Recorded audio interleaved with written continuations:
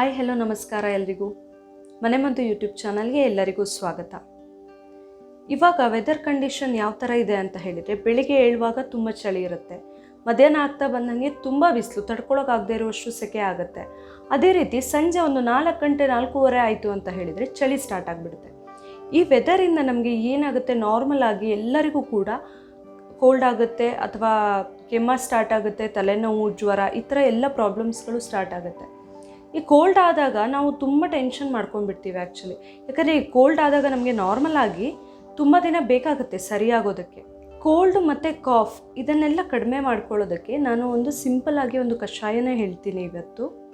ಅದು ಯಾವ ಕಷಾಯ, ಹೇಗೆ ಮಾಡೋದು, ಇದನ್ನೆಲ್ಲ ನೀವು ನೋಡಬೇಕಂತ ಹೇಳಿದರೆ ಈ ವಿಡಿಯೋನ ಪೂರ್ತಿ ನೋಡಿ. ಹಾಗೆ ನೀವು ಯಾರಾದರೂ ಇನ್ನೂ ನನ್ನ ಚಾನಲ್ನ ಸಬ್ಸ್ಕ್ರೈಬ್ ಮಾಡಿಲ್ಲ ಆದರೆ ಪ್ಲೀಸ್ ಸಬ್ಸ್ಕ್ರೈಬ್ ಮಾಡಿ. ಶೀತ ಆದಾಗ ನಾವು ಮನೆಯಲ್ಲಿ ನಾರ್ಮಲ್ ಆಗಿ ಬೇರೆ ಬೇರೆ ಥರದಲ್ಲಿ ಔಷಧಗಳನ್ನು ರೆಡಿ ಮಾಡ್ಕೊಳ್ತೀವಿ. ಅದರಲ್ಲಿ ಒಂದು ಇವತ್ತು ನಾನು ಹೇಳ್ತಾ ಇರುವಂತಹ ನುಗ್ಗೆ ಸೊಪ್ಪಿನ ಕಷಾಯ.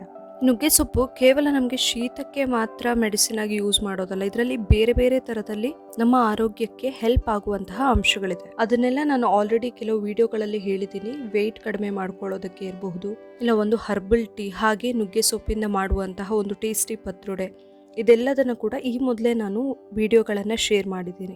ಇವತ್ತಿನ ಈ ವಿಡಿಯೋದಲ್ಲಿ ನಾನು ಹೇಳ್ತಾ ಇರುವಂತಹ ಶೀತಕ್ಕೆ ನಾವು ಪರಿಹಾರವಾಗಿ ಯೂಸ್ ಮಾಡಬಹುದಾದಂತಹ ನುಗ್ಗೆ ಸೊಪ್ಪಿನ ಕಷಾಯ, ಇದನ್ನ ಹೇಗೆ ಮಾಡೋದು, ಇದಕ್ಕೆ ಏನೇನು ಇಂಗ್ರೀಡಿಯೆಂಟ್ಸ್ ಬೇಕು ಅಂತ ನೋಡ್ಕೊಂಬರೋಣ. ಮೊದಲಿಗೆ ಇದಕ್ಕೆ ಬೇಕಾಗುವಂಥ ಇಂಗ್ರೀಡಿಯೆಂಟ್ಸ್ನ ನಾನು ಹೇಳ್ಬಿಡ್ತೀನಿ. 1 ಮುಷ್ಟಿ ಆಗುವಷ್ಟು ನುಗ್ಗೆ ಸೊಪ್ಪು, ಅದನ್ನು ನೀಟಾಗಿ ಬಿಡಿಸಿ ತೊಳೆದು ತೆಗೆದಿಟ್ಕೊಳ್ಳಿ. ಒಂದು 1/4 ಬೌಲ್ ಆಗುವಷ್ಟು ಅಥವಾ 1 ಮುಷ್ಟಿ ಆಗುವಷ್ಟು ನುಗ್ಗೆ ಸೊಪ್ಪು, ಹಾಗೆ 3 ಎಸಳು ಬೆಳ್ಳುಳ್ಳಿ ಸಿಪ್ಪೆ ಬಿಡಿಸಿ ಇಟ್ಕೊಳ್ಳಿ. ಹಾಗೆ 1/2 ಇಂಚ್ ಆಗುವಷ್ಟು ಶುಂಠಿ ಸಿಪ್ಪೆ ತೆಗೆದು ತೊಳೆದು ಇಟ್ಕೊಂಡಿರುವಂಥದ್ದು, 8 ರಿಂದ 10 ಕಾಳುಮೆಣಸು, ಅರ್ಧ ಚಮಚ ಜೀರಿಗೆ, ಸ್ವಲ್ಪ ಅರಿಶಿನ, ಹಾಗೆ ಸ್ವಲ್ಪ ಕಲ್ಲುಪ್ಪು ಟೇಸ್ಟ್ಗೆ ಸ್ವಲ್ಪ ಸಾಕಾಗುತ್ತೆ. ಹಾಗೆ 1 ಗ್ಲಾಸ್ ಆಗುವಷ್ಟು ನೀರು. ಮೊದಲಿಗೆ ನೀವು ತಗೊಂಡಿರುವಂತಹ ಕಾಳುಮೆಣಸು ಮತ್ತು ಜೀರಿಗೆ ಇದೆರಡನ್ನ ಸ್ವಲ್ಪ ಜಜ್ಜಿ ಪೌಡರ್ ಥರ ಮಾಡಿ ಇಟ್ಕೊಳ್ಳಿ. ತುಂಬ ಫೈನ್ ಪೌಡರ್ ಏನು ಬೇಡ, ಸ್ವಲ್ಪ ಜಜ್ಜಿ ಇಟ್ಕೊಂಡ್ರೆ ಸಾಕು. ಅದಾದಮೇಲೆ ತಗೊಂಡಿರುವಂತಹ ಶುಂಠಿ ಮತ್ತು ಬೆಳ್ಳುಳ್ಳಿ ಎರಡನ್ನ ಕೂಡ ಜಜ್ಜಿ ತೆಗೆದಿಟ್ಕೊಳ್ಳಿ ಪಕ್ಕಕ್ಕೆ. ಈಗ ಒಂದು ಪಾತ್ರೆಯಲ್ಲಿ 1 ಲೋಟ ನೀರೇನು ತಗೊಂಡಿದ್ದೀರಾ ಅದನ್ನು ಬಿಸಿಗಿಡಿ. ನೀರು ಸ್ವಲ್ಪ ಬಿಸಿ ಆಗ್ತಾ ಇದ್ದಂಗೆ ಜಜ್ಜಿ ಇಟ್ಕೊಂಡಿರುವಂತಹ ಶುಂಠಿ ಮತ್ತು ಬೆಳ್ಳುಳ್ಳಿನ ಹಾಕಿ ಫಸ್ಟಿಗೆ. ಅದಾದಮೇಲೆ ತಗೊಂಡಿರುವಂತಹ 1 ಮುಷ್ಟಿ ಆಗುವಷ್ಟು ನುಗ್ಗೆ ಸೊಪ್ಪನ್ನು ಹಾಕಿ. ಅದು ಹಾಗೆ ಸ್ವಲ್ಪ ಕುದಿಯೋಕ್ಕೆ ಶುರುವಾದಾಗ ತಗೊಂಡಿರುವಂತಹ ಅರಿಶಿನನ ಹಾಕಿ, ಹಾಗೆ ಪೌಡರ್ ಮಾಡಿ ಇಟ್ಕೊಂಡಿರುವಂತಹ ಜೀರಿಗೆ ಮತ್ತು ಕಾಳುಮೆಣಸು ಇದೆರಡನ್ನು ಹಾಕಿ, ಲಾಸ್ಟಲ್ಲಿ ತಗೊಂಡಿರುವಂತಹ ಕಲ್ಲುಪ್ಪು ಸ್ವಲ್ಪನೇ ಸಾಕಾಗುತ್ತೆ, ಅದನ್ನು ಹಾಕಿ ಚೆನ್ನಾಗಿ ಕುದಿಸಿ.